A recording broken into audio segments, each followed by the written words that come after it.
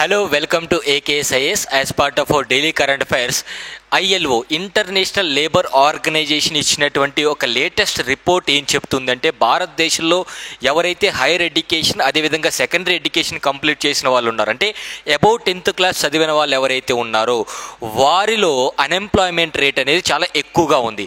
2000 ఇయర్తో compare చేసుకుంటే ఇప్పుడు higher education ఎవరైతే పర్సూ చేసి ఉంటారో వారిలో అన్ఎంప్లాయ్మెంట్ అనేది డబుల్ అయింది. అంటే దాదాపుగా ఈ యొక్క ఎక్కువగా చదువుకున్నటువంటి విద్యార్థుల్లో ఉద్యోగ అవకాశాలు లేక చాలామందికి నిరుద్యోగులుగా మిగిలిపోతున్నారు. 83% అన్ఎంప్లాయీస్ అందరూ కూడా హైయర్ ఎడ్యుకేషన్ పర్చేస్ చేసిన వాళ్ళే అన్నట్టుగా ఈ రిపోర్ట్ చెప్తుంది. ఈ రిపోర్ట్లో ఉన్నటువంటి కంప్లీట్ డీటెయిల్స్ అనేవి ఒకసారి చూద్దాం. అదేవిధంగా ఈ రిపోర్ట్ ఏం సూచిస్తుంది అవన్నీ చూద్దాం. So why it is in news, ఎందుకు రీసెంట్గా న్యూస్లో ఉంది, అన్ఎంప్లాయ్మెంట్కి సంబంధించి ఈ రిపోర్ట్లో ఏం సూచించింది, టైప్స్ ఆఫ్ అన్ఎంప్లాయ్మెంట్ అనేవి మనకి ఎకానమీ పాయింట్ ఆఫ్ వ్యూలో ఏమున్నాయి, అసలు లేబర్ ఫోర్స్ పార్టిసిపేషన్ రేట్, దీన్నే ఎల్ఎఫ్పిఆర్ అంటాం, ఎల్ఎఫ్పిఆర్. సో ఈ ఎల్ఎఫ్పిఆర్ అంటే డెఫినిషన్ ఏంటి, అండ్ వర్కర్ పాపులేషన్ రేషియో డబ్ల్యూపీఆర్ అంటాం. కన్సర్న్స్ అంటే ఈ రిపోర్ట్లో ఎలాంటి ఈ యొక్క సూచనలు అనేటువంటి చేశారు, ఎలాంటి కన్సర్న్స్ అనేటువంటి ఉన్నాయి, అండ్ ఐఎల్ఓ ఆర్గనైజేషన్ మనకి ఇంటర్నేషనల్ ఆర్గనైజేషన్స్లో భాగంగా వాటి యొక్క హెడ్ క్వార్టర్ ఎక్కడ ఉంది అండ్ ఎప్పుడు స్థాపించడం జరిగింది, యునైటెడ్ నేషన్స్కి దానికి లింక్ ఉందా లేదా, ఇవన్నీ కూడా ఒకసారి చూద్దాం. అండ్ ఇక్కడ మీరు చూస్తే అన్ఎంప్లాయ్మెంట్ క్రైసిస్ అనేవి భారతదేశంలో 83% of jobless Indians are youth says international labour organisation report. అంటే 83% మంది అయితే ఉన్నారు వారందరూ కూడా హైయర్ ఎడ్యుకేషన్ పర్సూ చేసిన వాళ్ళే అన్నట్టుగా మనకి ఈ రిపోర్ట్స్ కూడా రావడం జరిగింది. సో ఎందుకు న్యూస్లో మాట్లాడుకుంటున్నామంటే, ఇది రీసెంట్గా the share of those secondary are higher education among the unemployed, అంటే నిరుద్యోగుల్లో ఉదాహరణకి 100 మంది నిరుద్యోగులు ఉంటే 100 మందిలో 83% మంది నిరుద్యోగులు హైయర్ ఎడ్యుకేషన్ కంప్లీట్ చేసిన వాళ్ళే. అంటే ఎక్కువ చదువుకున్న వాళ్ళకి ఉద్యోగాలు అనేటువంటివి లేవు. ఇంకా సింపుల్గా చెప్పాలంటే ఈ యొక్క హైయర్ ఎడ్యుకేషన్ కంప్లీట్ చేసిన వాళ్ళు ఉన్నటువంటి ఉద్యోగాలకి వాళ్ళ యొక్క స్కిల్ సెట్కి మ్యాచ్ అవ్వట్లేదు. సో చదువుకున్నా సరే స్కిల్స్ అనేటువంటివి లేకపోవడం వల్ల ఉద్యోగ అవకాశాలు అనేవి తక్కువగా వస్తున్నాయి. ఈవెన్ ఈ రిపోర్ట్లో మనకి ఏం చెప్పారంటే, హైయర్ ఎడ్యుకేషన్ పర్సూ చేసుకున్న వాళ్ళంటే ఈ యొక్క డిగ్రీలు పీజీలు చేసిన వాళ్ళు కనీసం ఒక మెయిల్ అనేది రాయడానికి రావట్లేదు, ఆ మెయిల్లో ఒక ఫైల్ అటాచ్ చేయడానికి కాపీ పేస్ట్ చేయడానికి కూడా తెలియట్లేదు. సో ఇలాంటి స్కిల్స్ లేకపోవడం వల్లే హైయర్ ఎడ్యుకేషన్ పర్సూ చేసినప్పటికీ కూడా ఉద్యోగ అవకాశాలు లేకుండా ఉన్నాయి, అన్ఎంప్లాయ్మెంట్ పెరిగిపోతుంది. So India unemployment rate 2024 released by ILO and the institute of human development IHD. ఇక్కడ మీరు గమనిస్తే 2000 సంవత్సరంలో ఉన్నటువంటి 35% అన్ఎంప్లాయ్మెంట్ రేటు కాస్త 35% అన్ఎంప్లాయ్మెంట్ రేటు కాస్త ఇప్పుడు డబల్ అయింది అని చెప్తున్నారు. 2022లో డబల్ అయిందని చెప్తున్నారు. ఒక విధంగా చూస్తే 2019 తర్వాత అన్ఎంప్లాయ్మెంట్ రేట్ అనేది కొంతవరకు తగ్గింది. 2019 తర్వాత అన్ఎంప్లాయ్మెంట్ రేట్ అనేది కొంతవరకు తగ్గింది because of the Covid situation. కాకపోతే 2000 సంవత్సరంతో కంపేర్ చేసుకున్నట్టయితే, 2000 ఇయర్తో కంపేర్ చేసుకున్నట్టయితే unemployment rate among higher education individuals doubled అని చెప్తున్నారు. సో ఇది మనకి ఎకానమీ పాయింట్ ఆఫ్ వ్యూ, అదేవిధంగా కరెంట్ అఫైర్స్లో కూడా మనకి చాలా ఇంపార్టెంట్. అండ్ ఇక్కడ చూడొచ్చు మీరు, ఇక్కడ ఈ రిపోర్ట్ ఏం చెప్తుంది అంటే, ఇక్కడ మీరు గమనిస్తే రిపోర్ట్ ఏం చెప్తుందంటే 2000 ఇయర్కి అదేవిధంగా 2012 నుంచి 2019, 2022 ఒకవేళ మనం 2019 నుంచి 22 వరకు అన్ఎంప్లాయ్మెంట్ రేట్ ఎట్లా ఉంది కంపేర్ చేసుకున్నట్టయితే, 2019 నుంచి 2022 వరకు అన్ఎంప్లాయ్మెంట్ రేట్ ఎట్లా ఉందని కంపేర్ చేసుకుంటే అన్ఎంప్లాయ్మెంట్ రేట్ కొంత పెరిగిందని చెప్పవచ్చు. ఎందుకంటే COVID-19 తర్వాత ఉద్యోగ అవకాశాలు అనేవి వర్క్ ఫ్రమ్ హోమ్ కావచ్చు, what ever it is, unemployment rate అనేది ప్రతి ఒక్క సెక్షన్ ఆఫ్ ఏరియాలో అంటే మెన్లో కూడా పెరిగింది, అంటే మెన్లో కూడా పెరిగింది. అదేవిధంగా ఉమెన్ వర్క్ పార్టిసిపేషన్ కూడా 2019 to 22 కంపేర్ చేస్తే పెరుగుతూ వచ్చింది. రూరల్ ఏరియా ఎంప్లాయ్మెంట్ రేట్ కూడా పెరుగుతూ వచ్చింది. కాకపోతే ఇక్కడ ఏం చెప్తున్నారు, 2000 ఇయర్తో కంపేర్ చేస్తే, ఇది 2000 ఇయర్ అండి. సో మొదటగా ఇచ్చినటువంటి ఈ యొక్క కాలం వచ్చేసి 2000 ఇయర్. ఈ 2000 ఇయర్తో కంపేర్ చేస్తే ఎక్కడా కూడా 2022లో ఎక్కడా కూడా అన్ఎంప్లాయ్మెంట్ రేటు అనేది పెరుగుతూనే వచ్చింది. అంటే ఉద్యోగ అవకాశాలు తగ్గుతూ వచ్చాయని చెప్తున్నారు ఇక్కడ. సో దీన్ని బట్టి మనకి ఏమర్థమవుతుంది, 2000 సంవత్సరంతో కంపేర్ చేసుకున్నట్టయితే, అంటే ఈ గ్రాఫ్ చూసుకున్నట్టయితే 2000 ఇయర్ గ్రాఫ్ చూసుకున్నట్టయితే రిమైనింగ్ సేమ్ ఇయర్స్లో అంటే మెన్లో కావచ్చు, ఉమెన్లో కావచ్చు, రూరల్లో కావచ్చు, అర్బన్ ఏరియాస్లో కావచ్చు 2000 ఇయర్తో కంపేర్ చేసుకుంటే ఎంప్లాయ్మెంట్ అనేది తగ్గింది. ఇప్పుడు 2024లో కంపేర్ చేసుకుంటే ఎంప్లాయ్మెంట్ అనేది తగ్గింది అని చెప్పవచ్చు. సో ఈ డేటా అనేది క్లియర్గా చెప్పడం జరుగుతుంది. ఈ డేటా అనేది ఏం చెప్తుంది, 2000 సంవత్సరంతో కంపేర్ చేసుకుంటే 2022 కల్లా అన్ఎంప్లాయ్మెంట్ అనేది తగ్గింది, అన్ఎంప్లాయ్మెంట్ అనేటువంటిది పెరిగింది.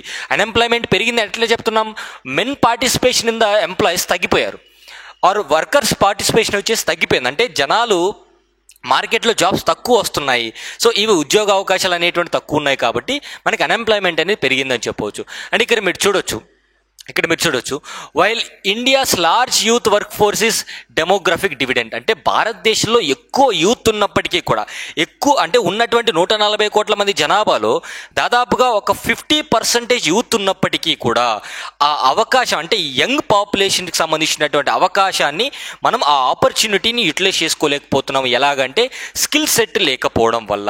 So majority of the youth అందరికీ కూడా ప్రాపర్ స్కిల్స్ లేకపోవడం వల్ల ఈ యొక్క అన్ఎంప్లాయ్మెంట్ రేట్ అనేది బాగా పెరుగుతుంది. ఇక్కడ అదే చెప్తుంది, స్కిల్స్ టు డెలివర్ అంటే ఉద్యోగానికి కావాల్సినటువంటి స్కిల్ సెట్ లేకపోవడం వల్ల మనకి ఉద్యోగ అవకాశాలు రావట్లేదు. అదేవిధంగా with 75% of youth unable to send mails, అంటే కనీసం 100లో 75 మంది యూత్కి మెయిల్స్ ఎలా పంపించాలో తెలియదు. అటాచ్మెంట్స్ అంటే ఫైల్స్ ఎలా అటాచ్ చేయాలి, వాటి కాపీ పేస్ట్ ఎలా, అంటే బేసిక్స్ థింగ్స్ కూడా తెలియట్లేదు. అండ్ మ్యాథమెటిక్స్ ఫార్ములాస్ కూడా తెలియట్లేదు. గూగుల్ స్ప్రెడ్షీట్స్ అనేటువంటివి ఎలా తయారు చేయాలో తెలియట్లేదు. అంటే ఈ బేసిక్ స్కిల్స్ లేకుండా ఉద్యోగ అవకాశాలు ఎలా వస్తాయి? సో మినిమం ఈ యొక్క ఉద్యోగ అవకాశాలు అనేటువంటివి పొందాలి అంటే స్కిల్ సెట్ అనేది కంపల్సరీగా, అంటే యూత్ ఉన్నప్పటికీ కూడా ప్రాపర్ స్కిల్ సెట్ లేకపోవడంలో ఉద్యోగ అవకాశాలు తగ్గిపోతున్నాయి.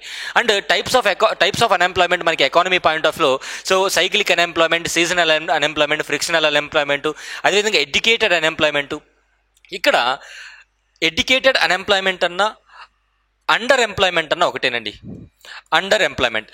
సో ఈ అండర్ ఎంప్లాయ్మెంట్ అనేది ILO కూడా సూచిస్తుంది. ఏంటి, భారతదేశంలో బాగా చదువుకున్న వాళ్ళు ఉన్నారు కానీ తక్కువ ప్రొఫైల్ జాబ్స్కి వారు అప్లై చేసుకుంటున్నారు, లేదా తక్కువ ప్రొఫైల్ జాబ్స్ అనేటువంటి చేస్తున్నారు. ఉదాహరణకి ఒక ఎగ్జాంపుల్ చెప్తాను. 2019లో రైల్వే నోటిఫికేషన్ గ్రూప్ డి పడింది 1,00,000 పోస్టులలో భాగంగా. ఈ రైల్వే 1,00,000 పోస్టులకి 2.5 కోట్ల అప్లికేషన్లు వెళ్ళాయి. గ్రూప్ డి అనేది 10th క్లాస్ బేస్ మీద పెట్టేటువంటి పరీక్ష. అలాంటిది అందరూ డిగ్రీ చదివిన వాళ్ళు కావచ్చు, పీజీ చదివిన వాళ్ళందరూ కూడా 10th క్లాస్ ఎగ్జామ్కి అప్లై చేస్తున్నారు. అంటే ఇది అండర్ ఎంప్లాయ్మెంట్గా చెప్పుకోవచ్చు. అంటే ఎక్కువ చదువుకున్నాము కానీ తక్కువ ప్రొఫైల్ జాబ్స్కి మనం చూసుకుంటున్నాము. సో చదువుకున్న తగ్గట్టుగా ఈ స్కిల్ సెట్ లేకపోవడం వల్ల అన్ఎంప్లాయ్మెంట్ అనేది బాగా పెరిగిపోతుంది హైయర్ ఎడ్యుకేషన్లో. అంటే లేబర్ ఫోర్స్ పార్టిసిపేషన్ రేట్ అంటే ఏం లేదండి, 15 సంవత్సరాల నుంచి 59 సంవత్సరాల వయసులోపు ఉన్నటువంటి ఈ పాపులేషన్ ఎవరైతే ఉన్నారో they are ready to do job. అంటే ఉద్యోగం చేయడానికి రెడీగా ఉన్న లేదా ఉద్యోగం చేస్తూ ఉన్న ఆ వయసు గల వాళ్ళని లేబర్ ఫోర్స్ పార్టిసిపేషన్ రేట్ అంటాం. లేబర్ ఫోర్స్ పార్టిసిపేషన్ రేట్ అంటే 15 సంవత్సరాల నుంచి 59 సంవత్సరాల వయసులోపు ఉన్నటువంటి వారందరూ కూడా ఉద్యోగం కోసం ఎక్స్పెక్ట్ చేస్తూ లేదా ఉద్యోగం చేస్తున్నటువంటి వాళ్ళందరినీ కూడా లేబర్ ఫోర్స్ పార్టిసిపేషన్ రేట్ అంటాం. ఏ కంట్రీలో అయితే లేబర్ ఫోర్స్ పార్టిసిపేషన్ రేట్ ఉంటుందో ఆ కంట్రీ యొక్క ఎకానమీ బాగుపడుతుందని ఒక కాన్ఫిడెన్స్ అనేటువంటిది ఉంటుంది. ఇక్కడ ఇంకొక విషయం, సార్ మరి ఇంటర్మీడియట్ చదివే వాళ్ళు, డిగ్రీ చదివే వాళ్ళు స్టూడెంట్స్ ఉంటారు, వారిని కూడా క్యాలిక్యులేట్ చేస్తారంటే వారిని క్యాలిక్యులేట్ చేయరు, వారిని తీసివేయడం జరుగుతుంది. Now coming to worker population ratio. ఎప్పుడైనా సరే ఒక గవర్నమెంట్కి సంబంధించి worker population ratio and L P R LFPR అంటే లేబర్ ఫోర్స్ పార్టిసిపేషన్ రేషియో అనేది ఎక్కువగా ఉంటే ఆ కంట్రీ ఆర్ గవర్నమెంట్ అనేటువంటిది ఎకానమీ పరంగా స్ట్రాంగ్గా ఉంటుంది. A high and growing worker population ratio implies that the economy is producing jobs that match the skills and needs of the population. అంటే worker population ratio అంటే ఏం లేదండి, ఎంతమంది అయితే జాబ్ చేస్తున్నారో, సో ఎంతమంది అయితే పర్సంటేజ్ ఆఫ్ ఎంప్లాయిడ్ పర్సన్స్ అంటే ఎంతమంది ఉద్యోగాలు చేస్తున్నారు వారి యొక్క పార్టిసిపేషనే ఈ యొక్క వర్కర్ పాపులేషన్ రేషియో అంటాం. నౌ అన్ఎంప్లాయ్మెంట్ రేట్ అంటే ఏంటి? అన్ఎంప్లాయ్మెంట్ రేట్ అంటే the proportion of the labour force that is not currently employed. అంటే ఎవరైతే ఉద్యోగాలు చేయట్లేదో వారిని అన్ఎంప్లాయ్మెంట్ రేట్గా పరిగణించడం జరుగుతుంది. సో ఇవి బేసిక్ డెఫినిషన్స్ అనమాట. ఇక్కడ ఈ రిపోర్ట్లో ఉన్నటువంటి గ్రేట్ కన్సర్న్స్ ఏంటి అంటే ఈ వర్కర్ పార్టిసిపేషన్లో అంటే ఉద్యోగాలు చేసే వాళ్ళలో కూడా జెండర్ గ్యాప్ అనేది విపరీతంగా ఉంది. ఈ జెండర్ గ్యాప్ అనేది విపరీతంగా ఉంది అంటే ఉమెన్ వర్కర్స్ అనేటువంటి వాళ్ళు తక్కువగా ఉన్నారు, మెన్నే ఎక్కువ ఉన్నారు మార్కెట్లో జాబ్ చేసే వాళ్ళు. సో ఇదొక లేబర్ మార్కెట్లో ఉన్నటువంటి ఒక గ్రేట్ కన్సర్న్గా చెప్పుకోవచ్చు. అదేవిధంగా విత్ లో ఫీమేల్ రేట్స్ ఆఫ్ పార్టిసిపేషన్ అంటే వర్క్ ఫోర్స్ పార్టిసిపేషన్లో ఫిమేల్ పార్టిసిపేషన్ తక్కువగా ఉంది. ఈవెన్ గవర్నమెంట్స్ కొన్ని ఇనిషియేటివ్ తీసుకుంటున్నప్పటికీ కూడా, ఉదాహరణకి తెలంగాణ స్టేట్లో ఈ యొక్క ఉచిత ఆర్టీసీ బస్సు అనేటువంటిది ఏర్పాటు చేయడం జరిగింది. సో ఇలాంటివి ఎందుకు చేస్తారంటే ఉమెన్ వర్క్ పార్టిసిపేషన్ రేషియో అనేది పెంచడం కోసం. అలా ఎగ్జాంపుల్గా తీసుకోవచ్చు. అంటే అదేవిధంగా ఈ ఎంప్లాయ్మెంట్లో కూడా సోషల్ ఇన్ఈక్వాలిటీస్ అనేటువంటి ఎక్కువగా ఉన్నాయి. ఈవెన్ గవర్నమెంట్ తీసుకొస్తున్నటువంటి చాలా ఇనిషియేటివ్స్ ఉన్నప్పటికీ కూడా షెడ్యూల్ ట్రైబ్స్, ఈవెన్ ఉమెన్స్ అందరూ కూడా ఆర్ బ్యాక్వర్డ్ క్లాస్ అందరూ కూడా వర్క్ పార్టిసిపేషన్లో తక్కువగా ఉన్నారు. ఇది ఒక గ్రేట్ కన్సర్న్గా చెప్పుకోవచ్చు. Now coming to international organisation with respect to international labour organisation ఏదైతే ఉందో ILO, దీని యొక్క హెడ్ క్వార్టర్ వచ్చేసి మనకి జెనీవా స్విట్జర్లాండ్లో ఉంది. దీని యొక్క హిస్టరీ వచ్చేసి వర్సైల్స్ ట్రీటీలో భాగంగా ఈ యొక్క ఇన్స్టిట్యూషన్స్ అనేటువంటివి ఏర్పాటు అవ్వడం జరిగింది ఇన్ ద ఇయర్ 1946. అండ్ తర్వాత రోజుల్లో ILO అనేటువంటి అంతర్జాతీయ సంస్థ యునైటెడ్ నేషన్స్కి స్పెషల్ ఏజెన్సీగా జాయిన్ అవ్వడం జరిగింది. సో ఎప్పుడు క్రియేట్ అయింది అంటే 1919లో World War I టైం పీరియడ్లో క్రియేట్ అయింది. అదేవిధంగా దీని యొక్క మెంబర్స్ వచ్చేసి 186 members out of 193 United nations కంట్రీస్లో 186 మెంబర్స్ అనేటువంటి వాళ్ళు ఉన్నారు. అండ్ క్రూక్ ఐలాండ్ ఈ మొత్తం కలిపితే 187 మెంబర్స్ అనేటువంటి వాళ్ళు ILOలో భాగమై ఉన్నారు. భారతదేశం కూడా భాగమే. దీని యొక్క స్ట్రక్చర్ కూడా మీరు చూడొచ్చు. దీని యొక్క స్ట్రక్చర్ వచ్చేసి ఈ యొక్క ట్రిపటైట్ యునైటెడ్ నేషన్స్ ఏజెన్సీ అవుతుంది. సో ఈ కాంటెక్స్లో 180 మెంబర్ స్టేట్స్ కూడా దీంట్లో భాగమై ఉన్నారు. అంటే ఈ 180 మెంబర్ స్టేట్స్కి సంబంధించి 187 మెంబర్ స్టేట్స్ సంబంధించి ILO అనేది ఎప్పటికప్పుడు లేబర్ పార్టిసిపేషన్ రేషియో కావచ్చు, ఆర్ వర్కర్ పాపులేషన్ రేషియోస్ కావచ్చు, అన్ఎంప్లాయ్మెంట్ రేట్స్ అనేటువంటివి కల్పించడం జరుగుతుంది. సో ఇది మనకి ఎగ్జామినేషన్ పాయింట్ ఆఫ్ వ్యూలో important. Thank you so much. Have a nice day.